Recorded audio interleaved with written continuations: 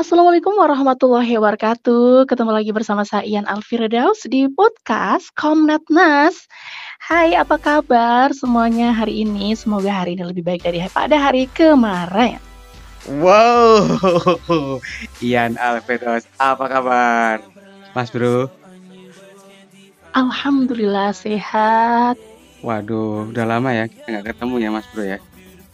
Udah lama apanya? Nggak ketemunya? Sama kamu. Yoi. Suara kamu kok cowok tapi kok agak kayak cewek gitu. Emang dibikin-bikin ya, Mas Bro ya? Oh, tidak dong. Ini asli original. Jadi nggak ada tambah-tambahan apapun atau dibuat-buat. Gitu, Emang bro. emang kayak ikan caplang asli loh. Aneh. Kok malah promosi sih? Emang sponsornya itu ya? Nggak ada, belum ada, Bro. Oh, kasihan banget belum ada sponsor ya. Iya, Bro. Ini, Bro, dalam kali ini nih, Mas Bro ini kan sebagai Mm-mm. penyiar radio, ya kan? Apa sih kesusahannya, kesulitannya, terus kok bisa seorang tunanetra menjadi seorang penyiar radio itu, bisa diceritain nggak? Oh, gitu ya. Aku terima kasih Mas Bro. Jadi kalau untuk apa susah dan tidaknya sebenarnya tergantung niatnya kita ya. Kita mau jadi apapun sepertinya susah kalau tidak ada niat. Nah, yang penting ada niat, kemudian ada kesempatan, itu yang paling penting. Kalau susahnya apa ya? Kalau tunanetra itu memang pertama ada menguasai dua yang harus dikuasai. Yang pertama adalah komunikasi. Bagaimana caranya kita itu bisa komunikasi dengan baik dengan pendengar kita pastinya. Terus yang kedua kita harus menguasai alat-alat radio yang ada. Tapi tidak semua sih memang, tapi paling tidak tahu ya. Misalnya komputer, kemudian mixer, setidaknya tahulah dikit-dikit begitu. Itu aja sih sebenarnya kalau untuk radio itu lebih simpel ya dibandingkan dengan kita itu di TV gitu-gitu ya. Itu sih sebenarnya. Jadi susahnya di situ aja. Kita harus mempelajari komputer dulu, ya kan? Terus kita harus menghafal channel-channel mixer itu dulu gitu. Apalagi kalau saya itu kan biasanya kan mengaturnya dua ada mixernya, kemudian ada komputernya. Dan mau tidak mau berarti kita harus menguasai dua itu. Gitu Mas Bro. Oke, untuk mixer, kalau komputer masih kebantu ya dengan komputer bicara dengan screen reader. Untuk mixer, apakah juga alatnya itu juga ngomong-ngomong gitu Bro? Bicara sendiri kayak kamu seperti kamu? Oh tidak, jadi enak aja lu. Ya enggak lah, kalau untuk mixer pasti kita lebih banyak menghafal ya.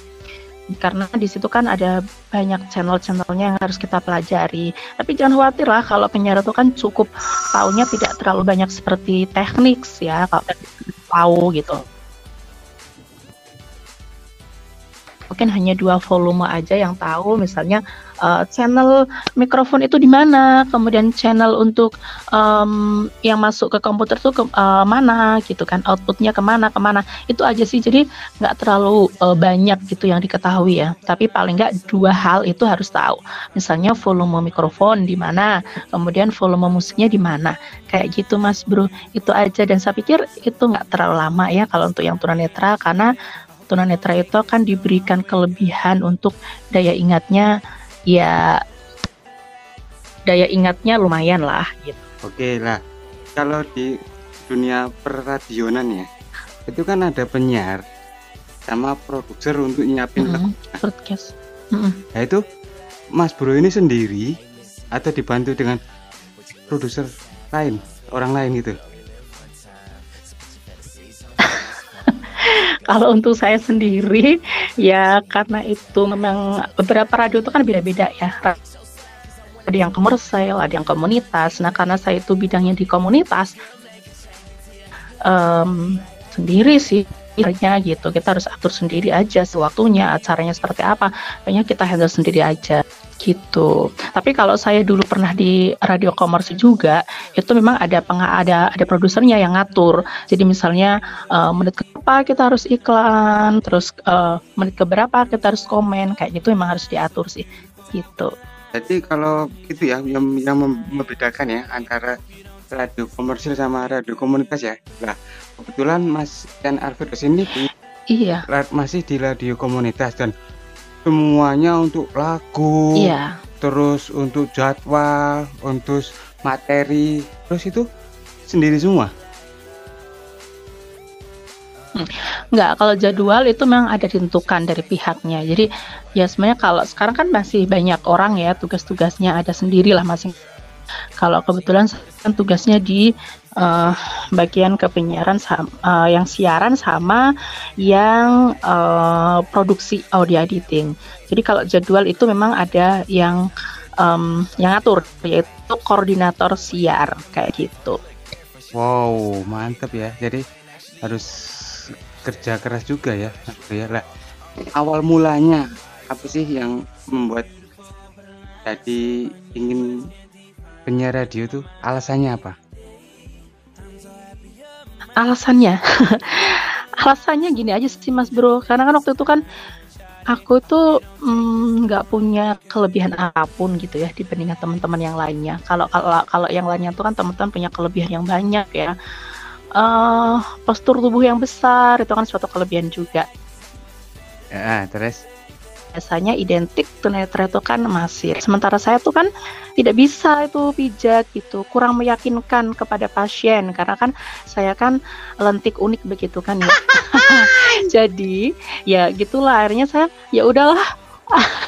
Iya dong, harusnya karena saya nggak punya kelebihan itu, postur tubuh tidak meyakinkan kepada pasien, akhirnya ya sudahlah saya terjun ke dunia broadcast kayak gitu. Meskipun rintangannya banyak ya, namanya aja kan tuna gitu ya, tunanetra. Jadi kan banyak permasalahan-permasalahan yang harus kita lalui kayak gitu, Mas. oh jadi Bro. berdasarkan Jadi ini ya ya keadaan ya, gimana ya udah itu aja sih. berawal dari keadaan ya bro ya, bukan hobi ya. Juga ya memang pertama keadaan, kemudian ada sedikit hobi lah, hobi ngomong ya enggak dong, kalau keadaan biasanya kepepet ya. Sebenarnya kan ada hobi juga gitu, karena apa ada hobi ya udahlah, nggak salah juga kalau saya mencoba di dunia broadcast kayak gitu guys. Bolehlah, parah sekali ini pengalamannya ya. Nih untuk pesan-pesan untuk masyarakat umum dari seorang Ian Alfred apa nih? Ya sebenarnya kalau pesanku buat siapapun itu kalau mau ingin jadi penyiar, jadi apapun lah, itu berawal dari niat dulu gitu ya. Karena kalau sudah ada niatnya itu terpacu, insya Allah kita semangat begitu, karena awalnya sudah ada niat nih. Tapi jangan hanya hobi gitu. Kalau hobi ya kadang-kadang memang kan hobinya di situ gitu, kita semangat, tapi kadang nggak ada downnya juga. Tapi kalau sudah ada niat, insya Allah niatku emang awalku dari yang ini sih emang mau seperti ini, ya udah apapun itu ya udahlah aku lewatin gitu. Jadi pertama niat aja dulu gitu, habis itu ya tetap belajar bagaimana kalau jadi penyiar, ya gimana jadi penyiar yang baik. Itu aja sih pesannya. Terus jangan pantang menyerah, itu saja sih. Karena kalau sedikit-sedikit kita nyerah ya udah nggak akan bakal jadi gitu guys. Oke, terus gini, untuk pesan-pesan untuk teman-teman tunanetra yang ingin belajar menjadi penyiar itu kemana? Atau ngubungi Mas? Cukup ngubungi Mas dari Mas Ian Alfredos atau telepon atau gimana? Mana gitu? Kalau saya ranahnya cuma hanya bisa berbagi sih sebenarnya. Bisa juga sih berhubungan, maksudnya berbagi, mau tanya-tanya gimana caranya sih jadi penyiar, itu mungkin bisa sih. Tapi kalau untuk kemananya, ya memang untuk sekarang ya, aku tidak diakui, memang kan tidak semua bisa menerima ya untuk teman-teman tunanetra yang memang jadi penyiar radio gitu kan, apalagi harus ke radio komersil, apalagi ke pemerintahan gitu kan. Jadi Gimana ya, mungkin kalau mau berbagi ilmu nggak apa-apa, tapi kalau misalnya mau bikin, ya itu lebih baik aja kali bikin sendiri ya buat punya radio sendiri secara sendiri gitu ya. Karena sementara ini emang agak susah ya kalau radio itu menerima tunanetra, karena memang mungkin saja belum tahu kemampuannya kayak gitu kan, jadi, belum dipercaya. Kalau untuk bekal teman-teman yang penting adalah percaya diri itu yang pertama, karena kalau tidak percaya diri, nggak akan mungkin bisa jadi penyiar, karena penyiar itu harus, berani ngomong, suka ngomong, kayak gitu, tapi dengan koridor yang benar gitu. Oh gitu ya. Itu Mas Bro. Nah ini aku kelewatan satu pertanyaan dan pertanyaan paling Heeh. terakhir. Sudah berapa lama berkecimpung di dunia broadcast, Mas Ian Alfredos ini? Jadi malu ya. Aduh, kalau sudah lama, sebenarnya hitungan lama itu relatif ya jadinya. Kalau menurut saya belum lama lah ya. Tapi saya mulai in bangetnya itu 2010 itu terjunnya. 10 tahun ya? Jadi mungkin sekitar 10 tahun lah. Iya. Mantap. Tapi ukuran 10 tahun itu belum apa-apa sih katanya. Terus pengalaman yang pernah di radio komersial, radio apa?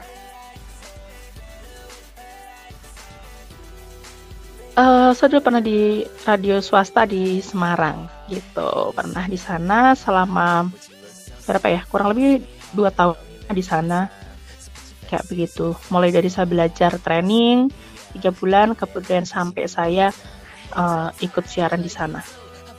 Mantap, boleh juga ini. Mau tidak mau kita kan tunanetra gitu. Gimana caranya bisa diterima? Ya itu yang paling berat sebenarnya gitu. Tidak semua radio yang menerima. Meskipun ya beberapa radio yang sudah menerima ya katanya. Itu di mana tuh di luar Jawa gitu. Karena saya pernah ditelepon nih, ada dari luar Jawa. Nggak tahu sih namanya dari siapa. Tanya juga soal radio karena beli radio di komersial, tapi dia hanya sebatas siaran aja, tapi tidak mainkan komputer, jadi cuma ngomong-ngomong aja ya katanya. Ya oke, nggak apa-apa sih, itu dijalanin dulu aja gitu. Nanti setelah dijalanin, mereka sudah tahu kemampuannya, nanti insya Allah akan dipercaya yang lain-lainnya gitu. Siap, oke. Ya ini sudah cukup panjang banget. Gitu Mas Bro. Ya, terima kasih. Ada pertanyaan lagi?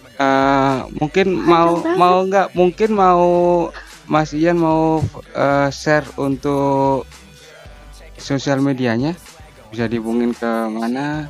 Fanpage, Facebook, IG, Twitter. Boleh. Banyak kok ya, saya punya IG juga. Silakan kalau di IG di Ian Mohlasin, itu bisa di IG. Tapi kuku belum terlalu rame sih, karena saya juga jarang sekali bikin vlog, tapi bisa. Atau bisa ke YouTube saya, boleh. Saya juga udah punya YouTuber ya. Jadi silakan saja langsung di Ian Alfirdaus, sama kok ya. YouTube-nya juga Firdaus. IAN spasi Alfirdaus. Gitu untuk di YouTube juga, di Facebook juga sama. Gitu Mas Bro. Jadi untuk YouTube sama Facebook Ian apa? Nomor sepatu? Kagak. Celana dalam deh, nggak apa-apa.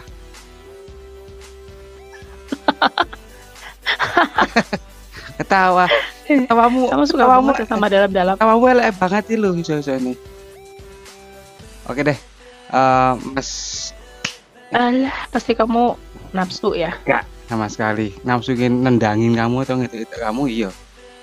Oke, Mas Ian Alfredos, terima kasih. Itu tahu meneh. Oke, terima kasih. Atas waktunya untuk berceritanya dan motivasi buat teman-teman tunanetra. Mudah-mudahan ini bisa di subscribe nggak nih, di subscribe? Subscribe pasti. Oke. Nah, ini terima kasih sih. Oke, untuk Mas Ian Alfredos, terima kasih banyak atas waktunya dan motivasinya buat teman-teman tunanetra. Sukses selalu. Ngomong-ngomong udah punya bini, sekarang udah nikah, cepet punya anak. Amin ya rabbal alamin.